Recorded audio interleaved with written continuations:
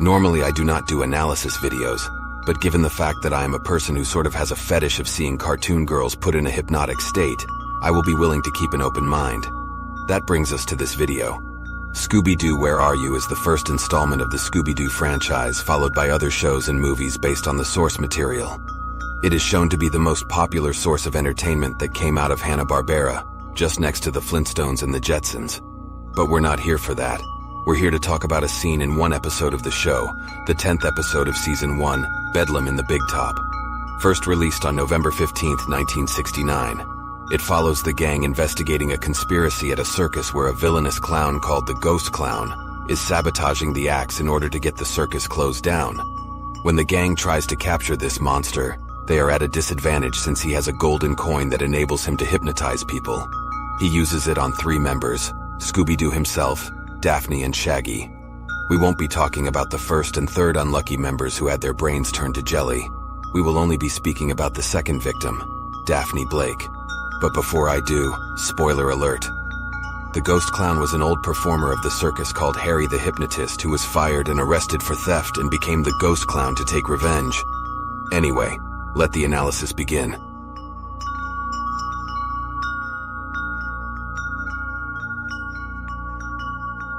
Now, in any character getting hypnotized scenario, there has to be 2 parties. The person who does the hypnosis and the person who gets hypnotized. This is what happens between Daphne and the Ghost Clown. The atmosphere of when the Ghost Clown goes after his quarry, which in this case is Daphne, is brilliant. The setup involves Daphne and Fred looking around for clues until they see the Ghost Clown himself walking into the costume tent. They follow him in there to catch him, but when they can't seem to find him, they separate to cover more ground. However, this gives the Ghost Clown all the advantage he needs.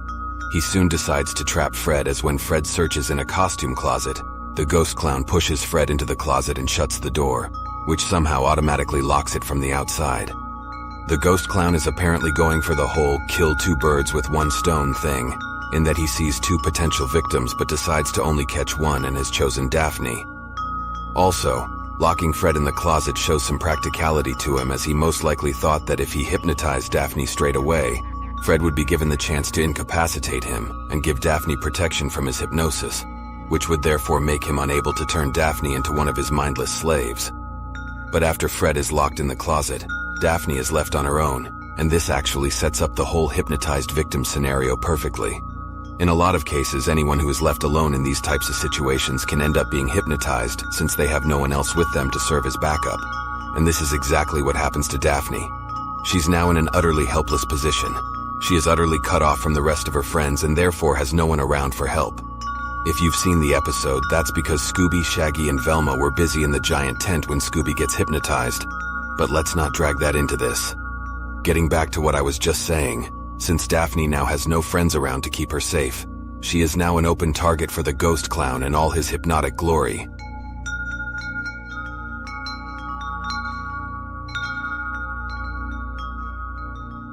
If I decide to make more of these analysis videos, the part where I talk about characters getting hypnotized will be my favorite.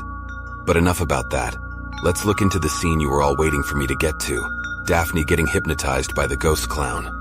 When Daphne goes to look for Fred after hearing him get locked in the closet, she ends up accidentally running into the Ghost Clown when he produces his hypnotic coin to her as he lets it dangle and twirl in front of her face. Daphne turns to look at the coin and becomes taken aback. However, it isn't long until she ends up being hypnotized. She just stands there with an empty look on her face surrounded by sparkling stars. After the Ghost Clown finishes his rhyme, she smiles and closes her eyes for some reason, and the scene just fades out. Looking into this scene, I will tell you that I have plenty to say. First off, I gotta give the Ghost Clown credit for hiding behind some costumes before twirling his golden coin at Daphne. It gives off this element of surprise feeling as he hides behind some costumes when Daphne comes over to them and twirls the coin in front of her unexpectedly. Daphne's shocked look gives the impression that she probably knows what is happening, but is too scared to look away as she is most likely already taken by the coin. Let's examine the first 2 lines of the Ghost Clown's command. You will pay attention for a time, and soon your thoughts shall all be mine. It's like he's beckoning Daphne to pay attention to him, which she does. His second line, though, and soon your thoughts shall all be mine, has an eerie vibe to it. By that I mean that he is basically saying that he will control Daphne's thoughts, which is unsurprising since he earlier controlled Scooby's thoughts and later controlled Shaggy's thoughts. This really gives out a control freak-like vibe to the guy. The sparkling stars seem to symbolize that the one being hypnotized is seeing stars, which is an expression for being in a mentally disabled state, and Daphne is in one at the moment, being hypnotized and all. Also, take a look at her eyes. Instead of the black dots that we usually see, they are of white sclera like Scooby's, and have a blue iris color with black pupils. This seems to represent that Daphne's hypnosis made her eyes change form, which happens a lot in many cartoons. One last thing I want to say regarding this subject is what happens to Daphne when the scene where she gets hypnotized ends. After the ghost clown finishes his rhyme, Daphne suddenly gives a blissful smile and closes her eyes, almost like the ghost clown has ordered her to fall asleep. However, this actually symbolizes that Daphne has fully surrendered to the ghost clown's evil hypnotic influence. She saw a shiny gold coin twirl in front of her, was too taken by surprise and shock to put up any mental resistance. Again, since the ghost clown had the element of surprise on his side, stands in a completely frozen state with an empty mind processing what the ghost clown ordering her to do, and closes her eyes in submission to her new master's order as if she was some kind of robot.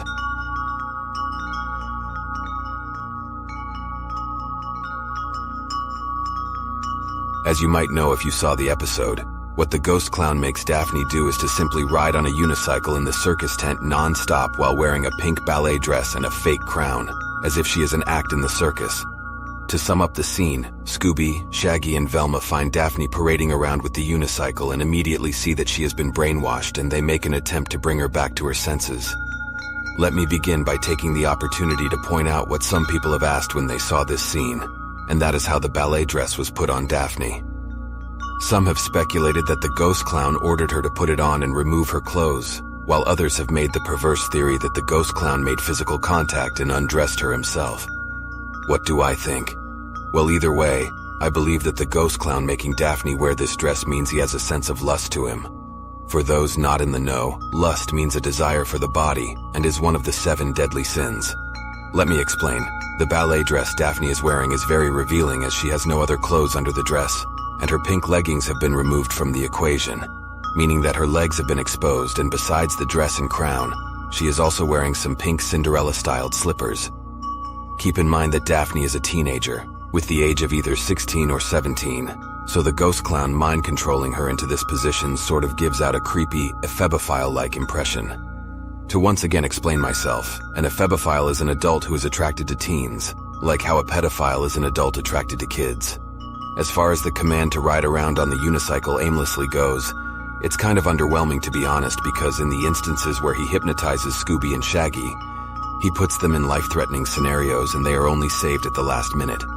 Daphne being hypnotized into riding around on a unicycle is actually very harmless, unless you can count her riding on the elephants, as that has some danger to it.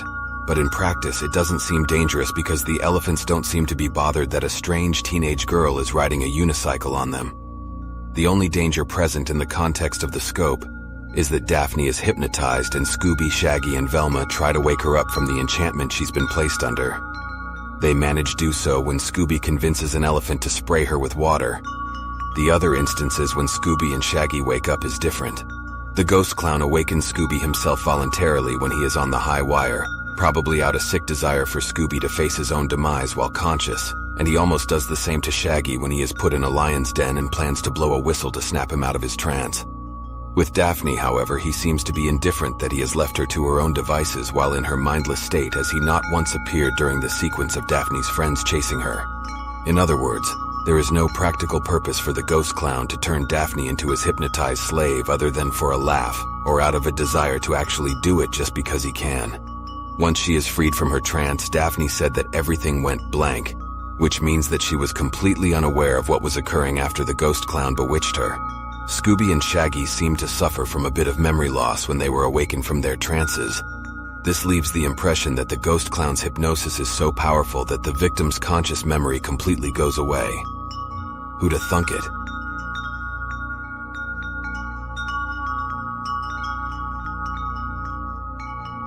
Now, I must confess, when I saw this scene play out a few times in the episode when I was a little kid as I watched it on television, I could have sworn I saw it differently, but around to when I turned 9 or 10, I saw it for what it was.